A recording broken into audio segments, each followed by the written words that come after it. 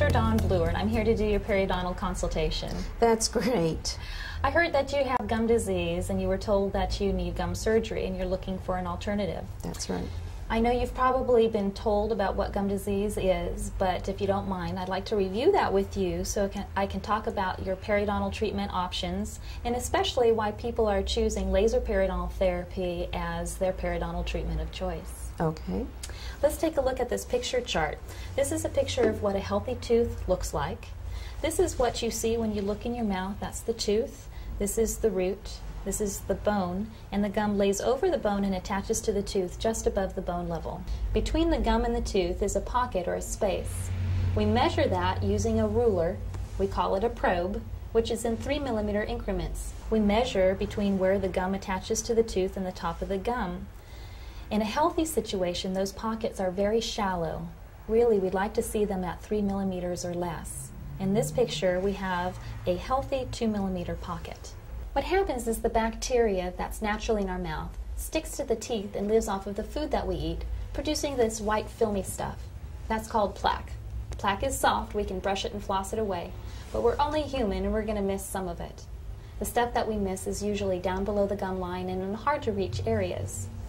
What happens is the bacteria that live inside of the plaque irritate the gums and the gums get a little bit puffy or inflamed, and what we have is some surface inflammation. This is called gingivitis. Most people have some inflammation or gingivitis going on somewhere, if not everywhere, in their mouth by the time 6 months rolls around since their last cleaning. That's why we recommend that people with gingivitis get their teeth cleaned twice a year. What happens if plaque sits there for long enough, eventually it turns hard into barnacles of calculus or tartar, same thing.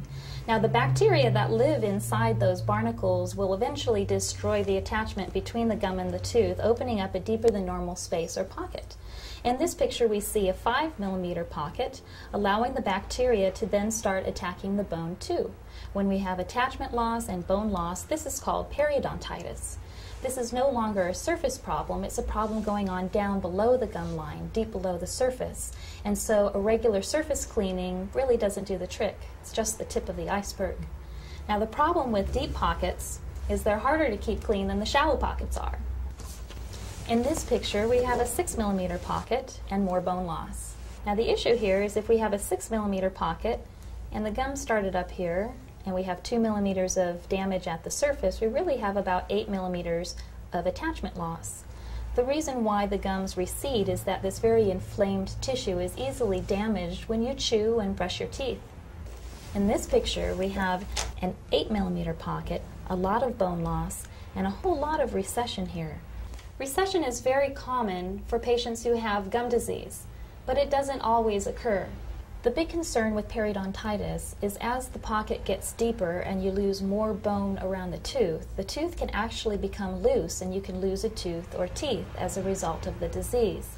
Let's take a look at this picture while we're talking about some of your treatment options for periodontal disease. Basically, we have three.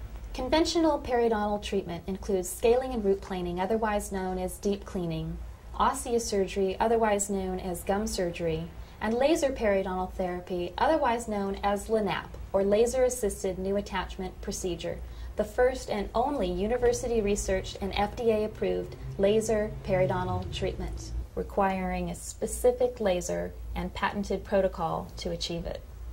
Okay. Let's start with scaling and root planing. Basically, with scaling and root planing, it is a deep, aggressive cleaning. You're numb during the procedure so that we can get down to the bottom of the pocket and do a real thorough job cleaning the tooth. Now, the problem is that we have very limited access to get down to the bottom of the pocket, and we can't see down there, so we're basically working by braille. So we're likely going to miss some of the calculus, especially in the deeper pockets. Even in conjunction with the use of medication, we don't expect to see a strong fibrous reconnection or any bone improvement. If after scaling and root planing a deep pocket persists, the next conventional treatment option is to do gum surgery. Basically, if we still have a 6mm pocket and we cut the gum here and take this piece away, we've left about a 2mm pocket behind. The goal of gum surgery is to create shallow pockets with the hope that we can slow the progression of the disease process. Basically, it's the intentional reduction of the height of the gum, which doesn't look pretty and leaves the root sensitive to temperature and more prone to getting cavities. The problem with periodontitis is that most people don't find the treatment options appealing. And unfortunately, there is no cure. Even the laser isn't a magic wand.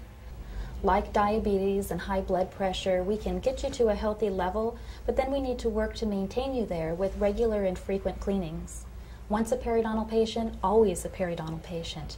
You can be treated, but it requires maintenance to keep you at a healthy level. And if you've had gum surgery and we've already cut the gums, if after some time a pocket comes back, well, we can't keep cutting you. Eventually we run out of something to work with. Now, the difference between gum surgery and laser periodontal therapy is basically the difference between treatment by amputation versus treatment by regeneration.